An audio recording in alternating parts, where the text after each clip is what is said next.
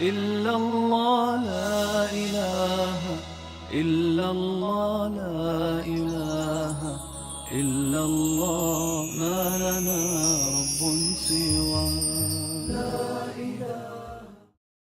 4th Inter-DELL National Elocution Competition 2018 under Markazul Marif Education and Research Center, Mumbai, hosted by Markazul Marif and Ajmal Foundation, Hojai, Assam. Assalamu alaikum wa rahmatullahi wa barakatuh. Nahmaduhu wa nusalli ala rasulihil kareem, amma ba'd. فأعوذ بالله من الشيطان الرجيم بسم الله الرحمن الرحيم من قتل نفسا بغير نفس أو فساد في الأرض فكأنما قتل الناس جميعا ومن أحياها فكأنما أحيا الناس جميعا. Prominent President of today's program, respected judges, dear audience and intellectuals present here. Today, I would like to speak on the topic Islamic Terrorism, a reality check. Dear audience, today I would like to speak on the topic Islamic Terrorism, a myth or a reality. Because following atrocities committed in different parts of the world in the name of Islam, such as by ISIS and others, once again misconceptions regarding Islam and Muslims make the headlines and infuse tensions in our society. Dear brothers, if truth be told, in the light of Islamic teachings of mercy and tolerance, it is impossible that oppression or taking of innocent life can be permitted in any circumstance. The life of every human, Muslim and non-Muslim, is equally precious and sacred. The value of human life is beautifully captured in the verses of the glorious Quran. In one place, Allah subhanahu wa ta'ala says, that is in Surah Al-Ma'idah, chapter number 5, ayah number 32. أعوذ بالله من الشيطان الرجيم بسم الله الرحمن الرحيم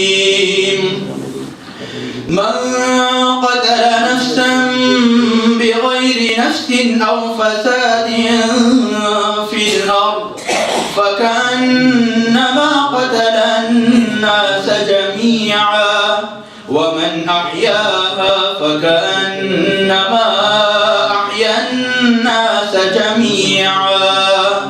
If anyone killed a person not in retaliation of murder or to spread disorder in the earth, it would be as if he killed all mankind. And if anyone saved a life, it would be as if he saved the life of all mankind. Surah Al-Ma'idah, chapter number 5, ayah number 32. In fact, the glorious Quran repeatedly urges forgiveness and restraint and warns believers not to transgress وَلَا تَعْتَدُوا or become oppressor, لَا تَظْلِمُونَ. For instance, in the glorious Quran, Surah An-Nisa, chapter number 4, ayah number 35. So, Surah Al-Ma'idah, chapter number 5, ayah number 32. Surah An-Nahl, chapter number 16, ayah number 125 to 128. Surah Fussilat, chapter number 41, ayah number 34 and 35. And Surah Ash-Shura, chapter number 42, ayah number 40 to 43.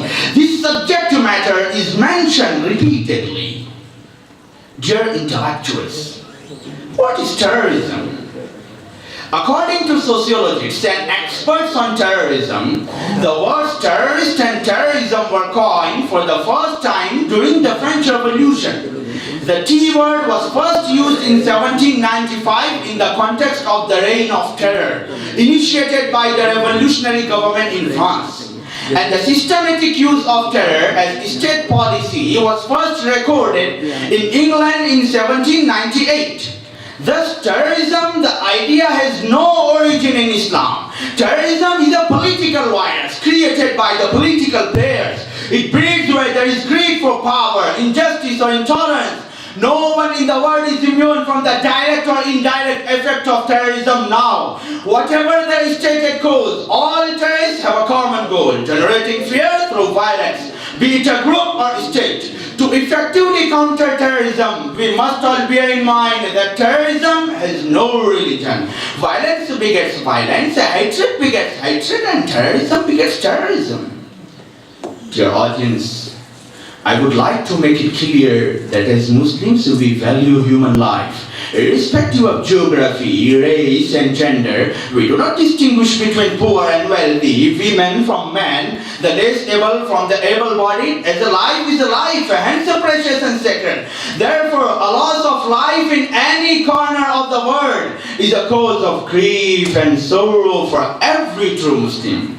But it is a universal truth that when the hearts and minds of humans become corrupt, be the Muslims or non-Muslims, and they no longer remain human. In their eyes, the worth of a human life becomes devalued, and no thought is given who is being killed, how many are killed, and how the lives of innocent people, children, the elderly, and women are destroyed. There is total contempt for humanity. Dear friends, following the tragic events in the world in the name of Islam, there is a significant focus on Islam and Muslims. At this juncture, I would urge my fellow citizens, Muslims and non-Muslims, to learn the teachings of Islam from the practicing Muslims with knowledge, and not from the media. Because those in the mainstream media have either not studied Islam at all, or they did not do it in the correct manner. Therefore, they do not appreciate the sciences of Islam and the relationship between practice and scriptures. At many a times, they comment on verses of the Quran and Hadith which are wrong or out of context, as they are unaware of the method of how to interpret them, and as a result, they reach to incorrect conclusions and cause confusions in overall society, as recently we have seen in the case of triple talaq. Dear brothers and learned audience, here I want to put $1 million question before the world. That why do you blame only Muslims falsely for the act of terrorism? Did you not see brutal killing of Afrozul Islam in Rajasthan by Shambhuna? Did you not see Muhammad Akhlaq, Hafiz Junaid and Pehlu Khan's merciless murders by violent mob in different parts of India? Was arresting of 17 years Palestinian girl Ahad Tamimi by Israeli army not terrorism? Dear brothers, therefore, it is a myth that Islam as a religion of peace and mercy has anything to do with terrorism or terrorist groups anywhere in the world. But it is essential that to establish an argument, one needs to look into the facts with historic perspective and link them with existing assumptions. Only media shouting does not change a myth into a fact.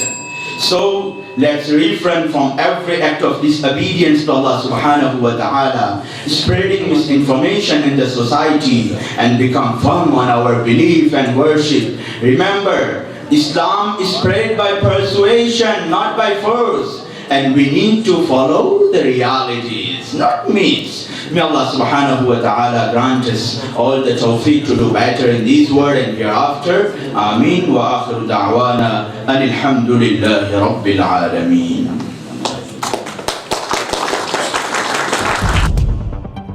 Eastern Crescent is not just an English monthly, but differs from others in many ways. It consists of well-researched articles, targets issues which seldom get the attention of the mainstream media, gives every issue its deserving place, answers the misconceptions about Islam and Muslims, acts aptly on its slogan, Alternative Media, People's Choice. For subscription and other details, please contact us on 022-2677-1618 or 022-2679-8538. You may also log on to www.easterncrescent.in.